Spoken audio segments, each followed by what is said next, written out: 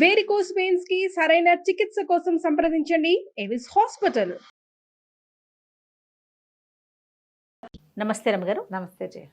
రమగారు, మనకు కార్తీక మాసంలో వచ్చే పౌర్ణమికి చాలా విశేషం ఉంటుంది కదండి. అట్లా మరి ఈ మాసంలో వచ్చే అమావాస్యకి కూడా అంతేనా? ఈ రోజు ఏం చేయాలి అసలు? అమావాస్య నాడు ప్రత్యేకంగా చేసేది ఏమీ లేదు. అమావాస్య నాటికి 30 రోజులు పూర్తవుతాయి. కార్తీకం 30 రోజులు పూర్తవుతాయి. అయితే ఈ అమావాస్య వెళ్తూ ఉండగానే పాడ్యం వస్తుంది కదా. అవును. దాన్ని పోలిపాడ్యం అంటారు. అమావాస్య నాటి సాయంకాలం నుంచో లేదా అమావాస్య వెళ్తూ ఉండగానో పాడ్యం నాడు కుదరని వాళ్ళు అమావాస్య నాడు ఆఖరి దీపాలు పెట్టుకుంటారు. ఇది ఏమిటంటే నీటిలో దీపాలని వదిలిపెట్టే కార్యక్రమం చేస్తారు ఎక్కువగా. పోలిపాడ్యంకి ఒక ప్రత్యేకమైన కథనం కూడా ఉంటుంది. కార్తీక పురాణంలోనూ చెప్పబడుతుంది. పోలి స్వర్గారోహణ.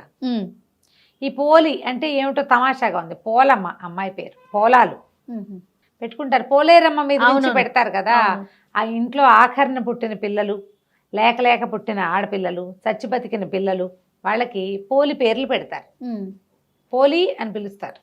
ఎంతమంది కనపడతారో ఆ పోలాలు, పోలమ్మ ఇలా.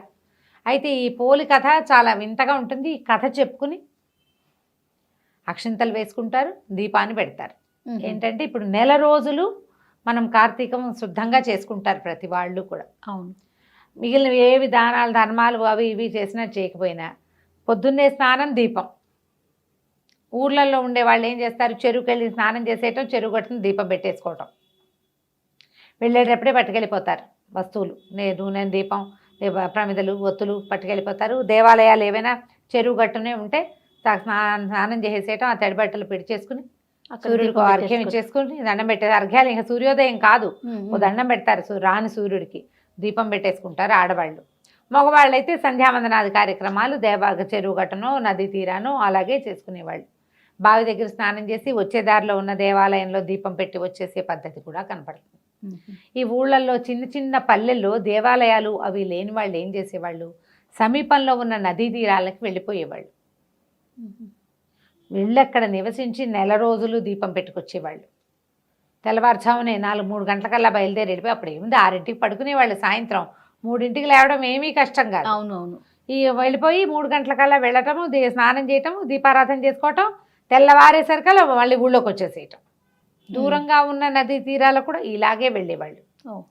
తీర్థాలకు వెళ్ళటం ఇది ఒక విధానంగా వెళ్తుంది. ఇప్పుడు కూడా మనం అలాగే ఇంచుమించుగా చేస్తున్నాం.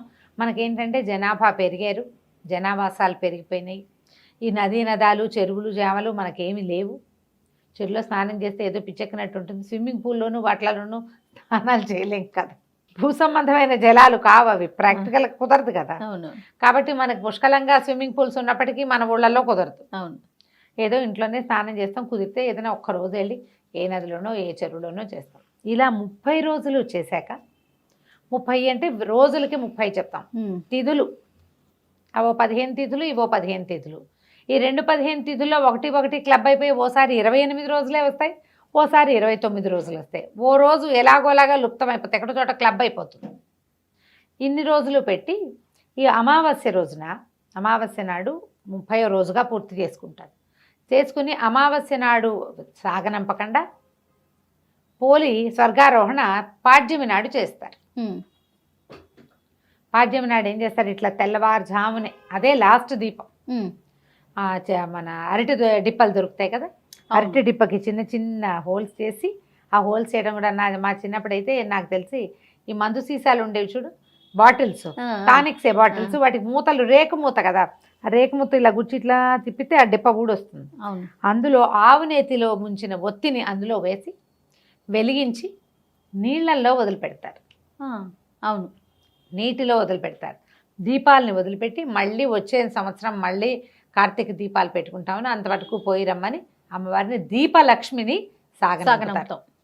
పెద్ద పూజా విధానంగా ఏం చెయ్యరు. ఇంట్లో దీపం పెట్టుకోవటం, ఇది పసుపు బొట్టు పెట్టి అరటి డిప్పలకి దొప్పల్లో దీపాలు పెడతారు. ఈ గంగలోనూ అక్కడ కనపడుతూ ఉంటాయి మనకి నదీ తీరాల్లో, గోదావరి నదీ తీరాల దీపాలు వెళ్తూ కనిపిస్తాయి. అరటి డిప్పల్లో చేస్తారు. ఇంత తట్టు మన రైతు బజార్ల నిండా అరటి డిప్పలు దొరుకుతున్నాయి ఇప్పుడు. మనకి ఇక్కడ నీళ్లు లేవుగా, ఏం చేస్తాం, అందుకని మనం ఒక టబ్లో వదిలిపెడతాం. దాని నియమం ఏమిటి, అమావాస్యతో నాడు తెల్లవారుజామున దీపాలు కనిపించడం, వెలుగు. ఈ దీపాల వెలుగులో మన పితరులు ప్రయాణం చేస్తారు. ఇలాంటి దీపం మనం ముందు పెట్టాం. అది ఎప్పుడు నరక చతుర్దశి రోజున, అవును. సరిగ్గా నెల క్రితం కదా. అవును, దీపావళి అవును. అమావాస్యకి పెట్టామా? అవును. దీపావళి అమావాస్య తర్వాత అక్కడి నుంచి నెల రోజులు చేసాం చూడు, అలాంటివే యమదీపాలు ఇవి. ఇప్పుడు మన కార్తీకంలో 2 విశేషమైనవి చెప్తారు. జ్వాలా తోరణం ఒకటి చాలా అద్భుతమైందని చెప్తారు. తర్వాత ఇది ఈ వెళ్ళే దాన్ని చూసి దండం పెట్టుకోవటం. మనమే చేయలేకపోయాం, ఎవరో వేస్తారు, దండం పెట్టుకోండి, అది కూడా ఫలితాన్ని ఇస్తుంది. ఈ పోలిని పంపించటము, ఆ పోలిని పంపటం కాదు, జ్యోతిని పంపటం. ఈ పోలమ్మ కథ విశేషంగా చెప్తారనమాట. కథ బాగుంటుంది. పూర్వం ఒక నదీ తీరంలో ఒక రజక కుటుంబం ఉండేది, చాకలి వాళ్ళ కుటుంబం, 5 కొడుకులు వాళ్ళకి. అయితే వాళ్ళిద్దరు భార్యాభర్త బాగానే ఉండేవాళ్ళు. ఈ 5 పిల్లలకి పెళ్ళిళ్ళు చేశారు. ఆఖరి కోడలు పోలి. ఈ ఆఖరి కోడలు ఏంటంటే అది ఇంటి దగ్గర ఒక దేవాలయానికి అనుబంధంగా ఉన్న రేవులో పనిచేసేది చిన్నప్పుడు ఆ పిల్ల. అప్పుడేంది 10 ఏళ్ళకే పెళ్ళిళ్ళు చేసేవాళ్ళు కదా. ఆ దేవాలయంలో వచ్చే కృష్ణారామ అన్నిటికీ స్పందించి పూజా పునస్కారం, దానికి దీపం పెట్టుకోవటం, వేళకి మరి ఉపవాసాలు ఉండటం, గుళ్ళో దర్శనానికి వెళ్ళటము, గుడి ప్రసాద స్వీకారం మాత్రమే చేసి ఉపవాసం చేయటము, ఇలాంటి నియమాలు ఉండేవి. మంచి భక్తి కలిగిన పిల్ల. ఎప్పుడైతే ఈ భక్తి కలిగిన పిల్ల వీళ్ళ ఇంటికి వచ్చిందో, వాళ్ళ అత్తగారికి వీళ్ళ ఊళ్ళో కొంచెం భక్తురాలని పేరుంది, పూజలు బాగా చేస్తుంది అని మంచి పేరుంది, గంగమ్మో ఏదో దాని పేరు. అయితే ఇంత పేరున్న అత్తగారు కోడలు వచ్చాక కోడలు భక్తి ఎక్కువైంది, అత్తగారి భక్తి తగ్గిపోయింది, కష్టంగా ఉండేది. అందుకని ఈ కోడల్ని ఏమీ పూజ చేసుకొని ఇచ్చేది కాదు, విపరీతంగా పనులు చెప్పేది. తను గుళ్ళోకి వెళ్తూ పెద్ద కోడళ్ళని 4 వెంటేసుకెళ్ళేది, కానీ చిన్నపిల్లని రానిచ్చేది కాదు. ఇంట్లో దానికి ఏదైనా కృష్ణారామ అనుకోవడానికి వీలు లేకుండా ఏది చేయనిచ్చేదే కాదు. పని పని పని, పాలు తీయాలి, వెన్న తీయాలి, అది తీయాలి, ఇది తీయాలని 100 పనులు చెప్పేది. ఊపిరాడని రకంగా చేసేది. ఇవి ఎట్లా అంటే సంధ్య దీపం ఇట్లా ప్రదోష వేళ దీపం పెట్టాలి కార్తీకంలో. సూర్యోదయానికి ముందు చేయాలి. సూర్యోదయానికి ముందు ఇంట్లోంచి బయటకు వెళ్ళనిచ్చేది కాదు స్నానానికి. పోనీలే సాయంకాలం దీపం పెట్టుకుందామంటే అన్నీ చేతి నిండా పనులు, ఇలాగే చేసేది. అయితే ఇలా కొంతకాలం గడిచింది. పిల్ల కొంచెం బాధగా ఉండేది, కానీ అయినా కూడా అది ఏం చేసేది, వాళ్ళ వాకిళ్లలో ఈ పత్తి చెట్లు ఉండేవి. కాయ కోస్తే అత్తగారికి తెలిసిపోతుంది. ఆ కాయ ఇట్లా విచ్చుతుంది కదా, టుప్పమని పగులుతుంది. అది పగిలితే పత్తి ఇట్లా తెల్లగా ముద్దలాగా వస్తుంది. అలాగా కొంచెం తీసి ఒత్తి చేసుకునేది, దాంతో చేసుకునేది దీపం. లేకపోతే అరటి నార తీసి అరటి చెట్ల దవ్వలాగితే నార వస్తుంది. పువ్వులు కడతారు మద్రాసు అయితే, నీకు తెలిసి ఉంటుంది కదా. ఆ నారని సన్నగా పేని అది ఒత్తులుగా వాడుకునేది.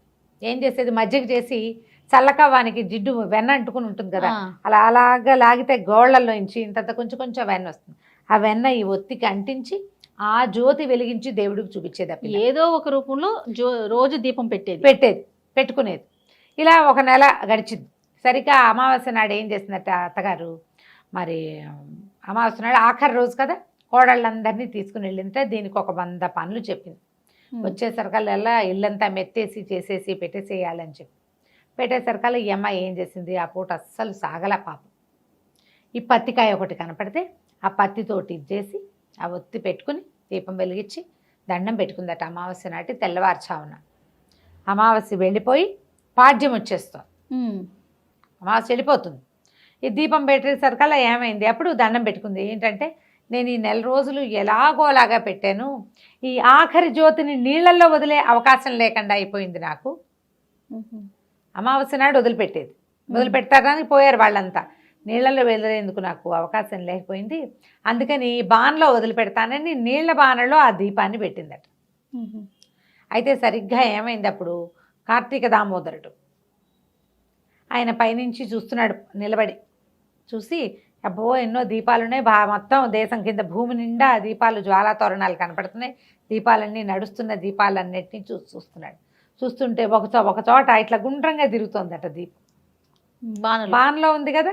ఆయన ఈ దీపం ఏమిటని ఆసక్తిగా చూస్తే ఈ అమిత భక్తి కలిగిన ఈ చాకలి వాళ్ళ చిన్నపిల్ల, ఒక 18 ఏళ్ల పిల్ల కనపడింది. ఆయనకి ఈ పిల్ల నచ్చి తన పార్షదులను పిలిచి సశరీరంగా ఈ అమ్మాయిని తీసుకురమ్మన్నాడు. ఈ లోపల ఏమైంది, తెల్లారిపోయింది. పాడ్యం తెల్లారితే ఇంకేముంది, వచ్చేస్తారు కదా వీళ్ళు. అత్తగారు తోడుకోడళ్ళు అందరూ బయలుదేరారు ఇంటికి. వస్తుంటే పైనుంచి ఒక విమానం దిగుతూ కనపడిందట, రెక్కలున్నది. చూశారు, అమ్మో ఇంకేముంది, వాళ్ళ అత్తగారు బోళ్ళంత భక్తురాలు గంగమ్మ ఇన్ని రోజులు కోడళ్ళని వెంటేసుకుని 1 రోజులు దీపం పెట్టింది, 1 రోజులు కార్తీక స్నానం చేసింది, దానికోసమే వస్తుందంటే వీళ్ళ పక్క నుంచి ఆ విమానం ఎగురుకుంటూ పోయి పోలి వాళ్ళ ఇంటి దగ్గర ఆగింది. దిగి వచ్చినటువంటి విష్ణు పార్షదులు అమ్మాయిని రామ్మ నీకు విష్ణు సాయుధ్యం లభించిందని దాన్ని ఎక్కించుకున్నారు. ఎక్కించుకుంటే ఏమైంది, అది పైకి లేచేసరికల్లా అత్తగారు కోడళ్ళు అందరూ పరిగెత్తుకొచ్చారు. దీనికి స్వర్గం వచ్చేస్తోంది మనకు రావట్లేదని అయితే కాళ్ళు వేళ్లాడేసుకుని ఒక కొసకి కూర్చుని ఉన్న ఈ పోలి కాళ్ళు పట్టేసుకుందట అత్తగారు. ఆ అమ్మాయికి దేవుడు ఏవో కథలు తెలుసు కానీ ఈ స్వర్గాలు ఆరోహణలు తర్వాత విమానాలు వాటిలో కూర్చోటాలు దానికి ఏం తెలుసు. అందరు పెద్ద మగవాళ్ళు ఉన్నారని సిగ్గుపడి ఒక కొస కూర్చుని కాళ్ళు వేళ్లాడేసుకుని స్తంభం పక్కన కూర్చుంది. ఆ వేళ్లాడేసుకున్న కాళ్ళని పట్టేసుకుంది అత్తగారు. అత్తగారి కోడళ్ళు పెద్ద కోడలు కాళ్ళని చిన్న కోడలు అలా వరుసగా ఒకళ్ళ కోళ్ళు అక్కడ పుచ్చుకుని మొత్తం 5 కోడళ్ళు వీటి అత్తగారు వేళ్లాడుతూ ఉన్నారు పైన. విమానం వెళ్ళిపోతుంది. ఇంతలో ఈ విష్ణు పార్షదుల లోపల కూర్చున్న వాళ్ళు చూశారు, ఎవరో వచ్చేస్తున్నారు, వీళ్ళంతా సశరీరంగా తమతో పాటు స్వర్గారోహణ చేస్తున్నారని. ఆయన యువతలకు వచ్చి ఆ అత్తగారిని చూసి కోడల్ని దీపం కూడా పెట్టుకొని ఇవ్వలేదు, నీకెందుకు స్వర్గం లభిస్తుంది, నువ్వు ఏ అవకాశం ఇవ్వకపోయినా మానకుండా కార్తీక దీపం పెట్టింది కాబట్టి ఈ అమ్మాయికే స్వర్గం, నీకు స్వర్గారోహణ లేదని చెప్పేసి ఆడు చేతులు తెగొట్టేశాడు, కత్తిపెట్టి కొట్టేశాడు. 4 కోడళ్లతో సహా అత్తగారి భూమి మీద పడింది. ఎక్కడో తలా చోట పిట్టలాగా రాలి పడ్డారనమాట. చెట్టు మించి రాలిన పళ్ళు తలా పక్కకి పడ్డట్టు పడిపోయారు. ఈ పోలమ్మని మాత్రం స్వర్గానికి తీసుకెళ్ళిపోయారు. ఈ స్వర్గారోహణ కథ చెప్తారు. ఈ పోలమ్మని తలుచుకుని అక్షింతలు వేసుకోమంటారు, పసుపు కుంకం చల్లుతారనమాట ఆవిడ కోసం. అట్లా ఈ దీపానికి మనం ఎందుకని ఈ పాడ్యమి నాడు వదిలిపెడతారు. అమావాస్య నాడు కూడా వదిలిపెట్టచ్చు, కొన్ని ప్రాంతాల్లో చేస్తారు. పోలి పాడ్యమి ఖచ్చితంగా పాడ్యమి ఘడియలు వచ్చాకే అమ్మాయిని పైకి తీసుకెళ్లారు కాబట్టి ఈ పోలమ్మని తలుచుకోవటం. ఈ రోజున ఏం ఉపవాసం ఉండరు, ఎవరైనా ముత్తైదుకు బొట్టు పెట్టి ఏదైనా తాంబూలం ఇవ్వటం మంచిది. పాడ్యమి దీపం పెట్టుకోవటం. మార్గశిర శుద్ధ పాడ్యమి పోలి పాడ్యమి, మన కార్తీక శుద్ధ పాడ్యమి బలిపాడ్యమి లాగా ఇది పోలి పాడ్యమి. బొట్టు పెట్టి ఎవరికైనా ముత్తైదుకి తాంబూలం ఇవ్వచ్చు, రజకులకు ఇస్తే మంచిదని చెప్తారు. పిల్లలు మనకి స్త్రీ వాళ్ళు తాకళ్ళు కనపడతారు కదా మన పరిచయస్తులు, ఎవరికైనా బొట్టు పెట్టి తాంబూలం ఇచ్చి చీర రవికాయ ఇవ్వచ్చు. మీరు ఏదైనా ఇవ్వదలుచుకుంటే ఏది ఇవ్వదలుచుకున్నా ఈ రోజున ఇస్తే కనుక విశేషమైన ఫలితం లభిస్తుంది. ఆ స్వర్గారోహణ కథ వింటే మంచి అత్యద్భుతమైన ఫలితం లభిస్తుంది అంటారు. నమస్తే.